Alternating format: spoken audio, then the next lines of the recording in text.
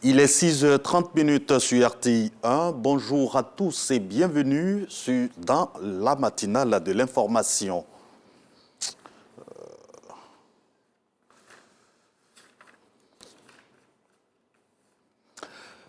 La CAN 2023, la CAN de l'hospitalité, jamais organisée en Afrique, c'est dans quelques jours et c'est chez nous en Côte d'Ivoire. Le chef du gouvernement sonne la mobilisation. Le Premier ministre Robert Begré-Mambé a rencontré hier vendredi les gloires du sport national, les artistes, les transporteurs et les hôteliers. Franck Quadio. Le compte à rebours pour la réussite du pari de la mobilisation autour de la CAN 2023, la CAN de l'hospitalité est lancée. Le Premier ministre, ministre des Sports et du cadre de vie Robert Begré-Mambé rencontre sportifs, artistes, transporteurs et hôteliers en compagnie de leurs tutelles respectives. Un maître mot, ou plutôt un maître message, implication et solidarité. Je vous confie une mission. Je vous demande chacun dans le quartier où il se trouve de mobiliser les Ivoiriens pour dire que cette fête, c'est pour nous tous. Cette fête, c'est pour les Ivoiriens. Cette fête, c'est pour les Africains. Mais cette fête, on doit la réussir ensemble. Ensemble. Donc soyez nos porte-voix dans les quartiers où vous vous trouvez. Voici la première mission que je voudrais vous confier ce matin. Et tous répondent à présent. Les gloires du football, leur voix portée par Rio Martial, sélectionneur vainqueur de la CAN 92, les artistes mobilisés autour de Kou Michel, Guy Kalou et Patéo, sans oublier les transporteurs et le secteur de l'hôtellerie. Occasion pour ces acteurs de la vie sociale de remercier le gouvernement ivoirien, mais aussi de faire des propositions et surtout de marquer leur engagement corporatiste. Si on se sent ivoirien, on ne peut rester en marge de ce qui arrive. Pour vous dire que nous sommes déjà engagés.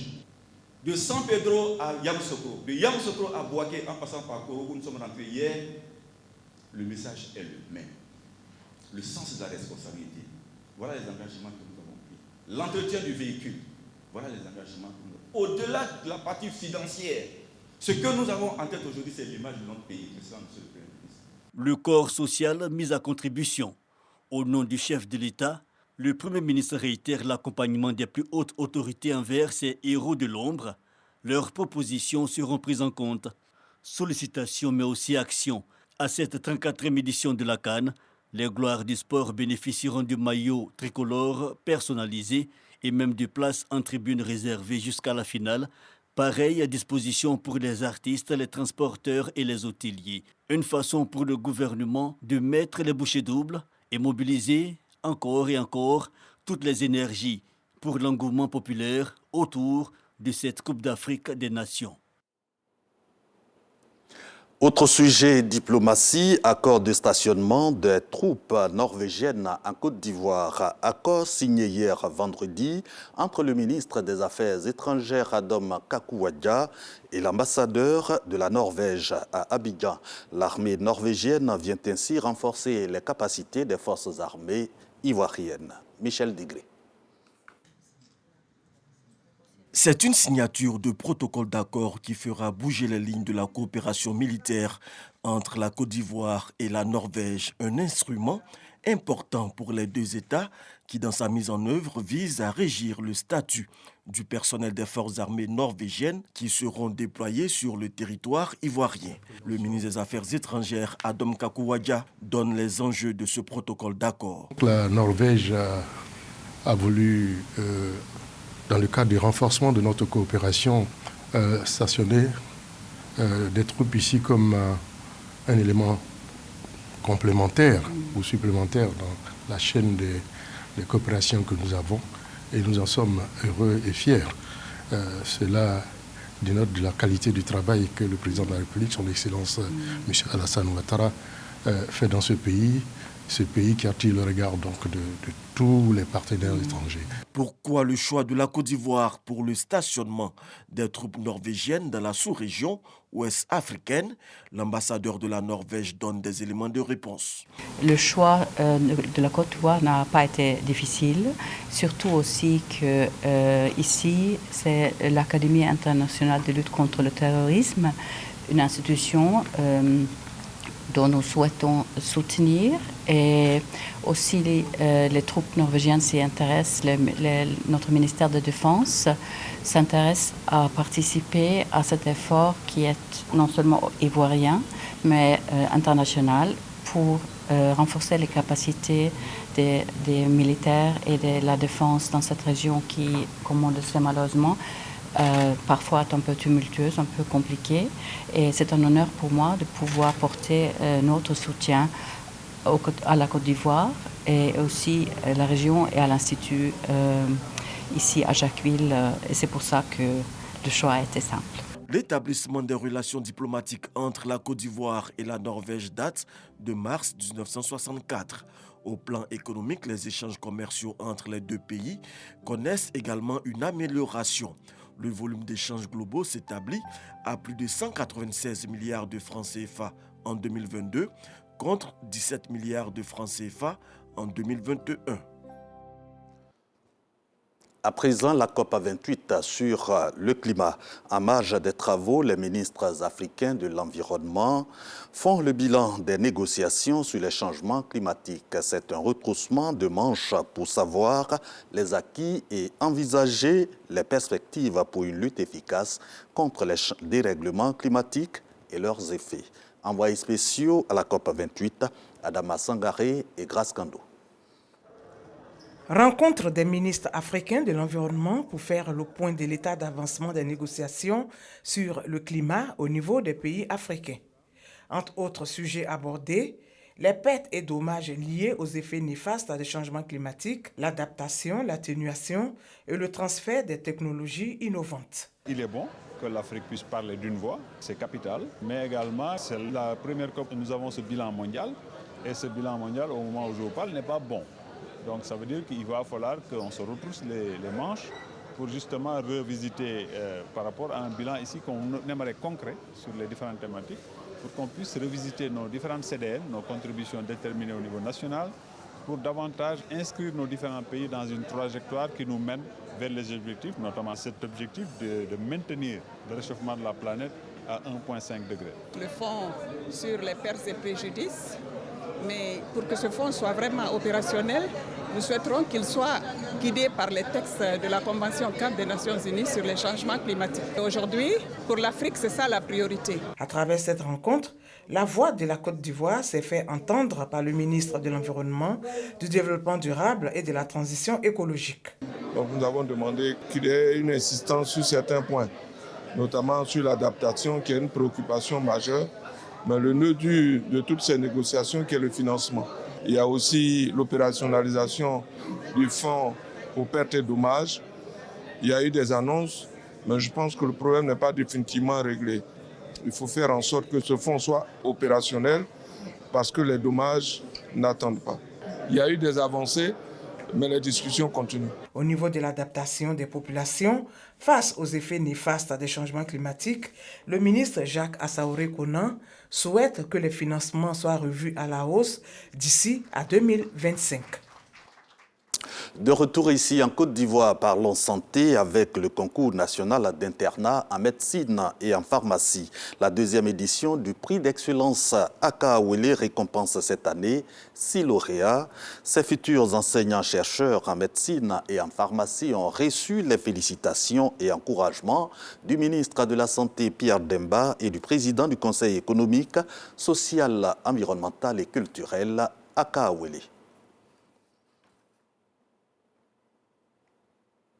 Des crèmes, des admis du concours national d'internat en médecine et en pharmacie. Parfait Bognon et Mariam Ouattara se sont distingués parmi 110 étudiants pour décrocher le prix d'excellence Akaawele, respectivement dans la catégorie médecine et pharmacie. Avec elle, les deuxième et troisième lauréats, ils reçoivent tous des récompenses en numéraire et des ordinateurs portables.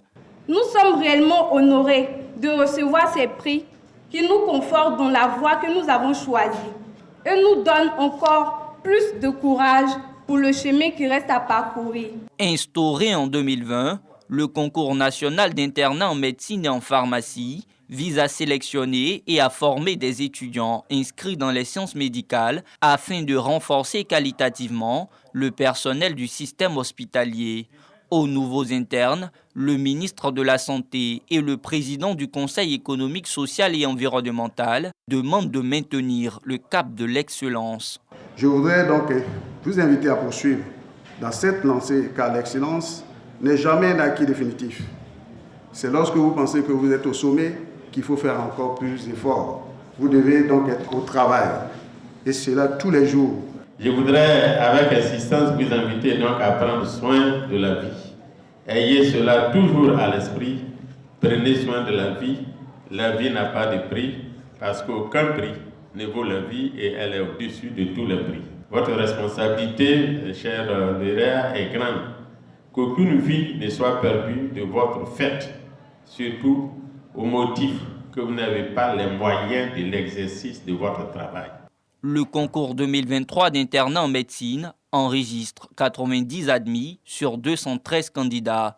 En pharmacie, l'on compte 20 admis sur 22 prétendants. La formation va durer 4 ans. Refermons les pages de l'actualité nationale sur la culture et précisément en musique avec Africa Reggae Festival. L'artiste Tiken Jah Fakoly a procédé mercredi au lancement de la première édition de ce festival par un concert en 2 heures d'horloge. Le reggaeman a tenu en haleine à ses fans et autres mordus du reggae. Témoins, Serge Pacom Didi et Jean-Marc Diadi.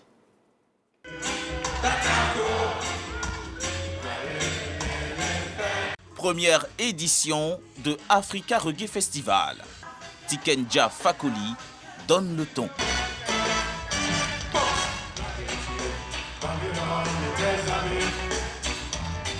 Ces mordus de la musique reggae venus célébrer cette valeur africaine vibrent aux notes très cadencées et rythmées.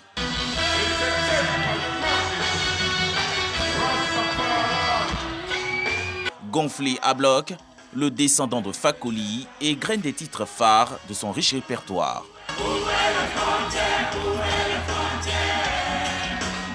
L'artiste tient en haleine le public, qui ne boude pas sa joie.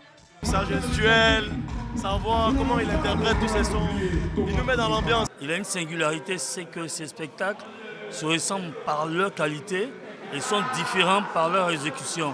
Pour moi, ce n'est pas seulement un chanteur engagé, c'est aussi un chanteur engageant.